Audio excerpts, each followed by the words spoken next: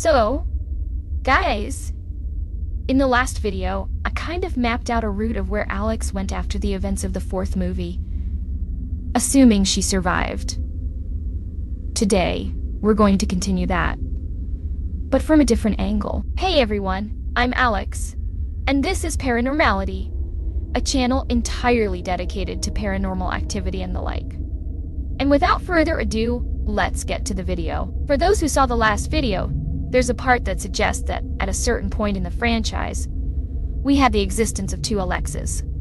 The standard one we see in the movie, and one who had already lived through the movie's events, went back to 1992 with Hunter, and stayed alive at least until 2013, the year of Layla's ritual. This is where a point I didn't explain very well comes in. How could the existence of an older Alex, who joined the Coven in 1992 and stayed until 2012 or 13, the same time that the standard Alex of 2011 was born and grew up, have interfered with Toby's dominion? Well, the simultaneous existence of the older Alex integrated into the Coven between 1992 and 2012, and the younger Alex from the main 2011 timeline not only interfered with Toby's dominion, but was probably the crucial element that guaranteed his success. For us to understand this, we need to accept the non-linear nature of time for a demonic entity like Toby. Past, present, and future are not sequential phases for him, but rather a single field of action where everything can be influenced at the same time.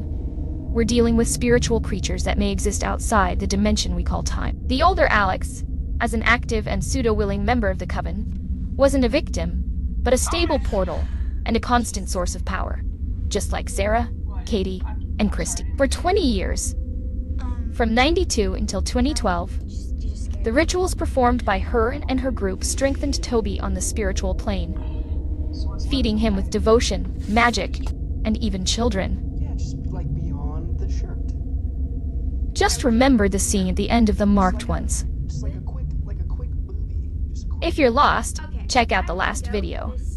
This power accumulated in the future of the timeline, let's say around 2006, wasn't confined to that time. By the distorted logic of the paranormal, Toby could redirect this newly acquired strength to attack the younger Alex in the past of her own timeline, which, coincidentally, was also the year 2006 for her. This meant that the family of the young Alex wasn't facing a demon at its initial power level, but rather an entity already boosted by 2 decades of rituals performed by her own future self. It was a deeply unfair battle, as if Toby had already trained for 20 years to defeat an opponent who had barely started to fight.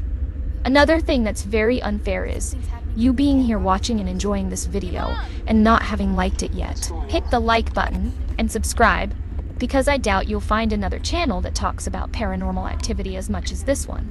So subscribe to support the channel. Moving on. Furthermore, the two Alexes weren't separate targets, but two versions of the same vital essence at different points in time.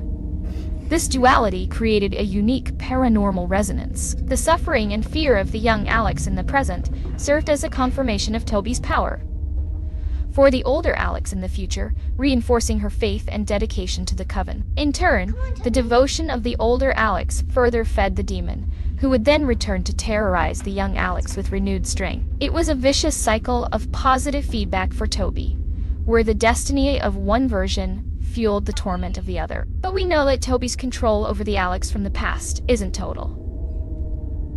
I've already talked to you about the possibility of her breaking free. And if this cycle can happen positively for the entity, it can also happen negatively. This explains why Christy was eliminated, to prevent the child Christy from being influenced by her 2011 version, which, for me, has already happened with Alex. Her 92 version already influenced the 2011 one. This could explain how the 2011 Alex escaped death so many times, and how she seemed so sure that something was wrong. Even when Katie showed up and Robbie, quote-unquote, left, she still felt uneasy. All of this could be a sign that the Alex from 92 was sending some kind of warning or energy to the Alex of 2011. We can even notice the change in tone, from mocking Robbie for being weird to the situation becoming apprehensive. Toby's plan could have been to use the very existence of the older Alex, who one day joined, quote-unquote, Toby, to cast a shadow of predestination over the younger Alex. All her struggle and resistance in the present were, in essence, a battle against a future that was already written, and that she herself, at another point in time, had already accepted. This dissonance created a spiritual fissure that Toby exploited with mastery. Therefore, far from being a contradiction, the coexistence of the two Alexes was the master gear of Toby's plan. But such dissonance can also be a loophole for failures.